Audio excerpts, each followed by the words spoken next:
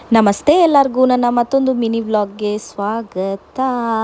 ನಾನಿವತ್ತು ಮಾರ್ನಿಂಗ್ ಬೇಗನೆ ಎದ್ದು ಫೇಸ್ ವಾಶ್ ಎಲ್ಲ ಮಾಡಿ ಗಂಟ್ಲು ನೋವಿತ್ತು ಆದ್ರೂ ಮಿಸ್ ಮಾಡಬಾರ್ದು ಅಂತ ವಾಕಿಂಗ್ ಹೋದೆ.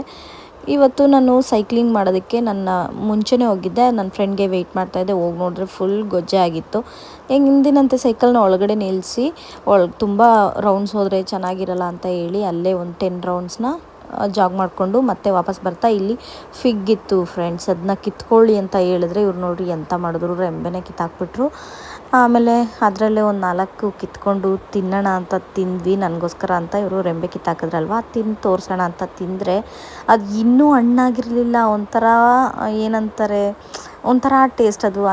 ಆಮೇಲೆ ಎಲ್ಲ ಅಲ್ಲೇ ಬಿಸಾಕಿ ಮನೆಗೆ ಬರೋಷ್ಟರಲ್ಲಿ ಮಗಳು ಎದ್ದಿದ್ಲು. ಅವಳನ್ನ ಎತ್ಕೊಂಡು ಮುದ್ದು ಮಾಡಿ ಅಜ್ಜಿ ಮನೆಗೆ ಕಳಿಸಿ ಮತ್ತೆ ದೊಡ್ಡವಳನ್ನ ಎಬ್ಬರಿಸ್ಬೇಕು. ನೆನ್ನೆನೂ ಸ್ಕೂಲ್ ಬಂಕ್ ಹಾಕಿದ್ಲು, ಇವತ್ತು ಸ್ಕೂಲಿಗೆ ಕಳಿಸೋಣ ಅಂತ. ಇವಳನ್ನ ಎಬ್ಬರಿಸೋದಕ್ಕೆ ದೊಡ್ಡ ಸರ್ಕಸ್ಸೇ ಮಾಡಬೇಕು. ಆಮೇಲೆ ಎದ್ದಿದ ತಕ್ಷಣ ಯಾಕೋ ಕಿವಿ ನೋವು ಅಂತ ಹೇಳ್ತಿದ್ಲು. ಅವಳಿಗೆ ಕಿವಿಯಲ್ಲಿ ಚೆಕ್ ಮಾಡ್ತಿದ್ದೆ ಏನಾದರೂ ಹೋಗ್ಬಿಟ್ಟಿದೆಯಾ ಅಂತ. ಆಮೇಲೆ ಕೆಳಗಡೆ ತೊಳೆದು ರಂಗೋಲಿ ಹಾಕಿ ಮನೆಯೆಲ್ಲ ಕ್ಲೀನ್ ಮಾಡಿ ಫ್ರೆಶ್ ಅಪ್ ಆಗಿ ದೇವಸ್ಥಾನಕ್ಕೆ ಹೋಗೋಣ ಅಂತ ಮಗಳು ನೋಡೋಕೆ ಹೋದೆ.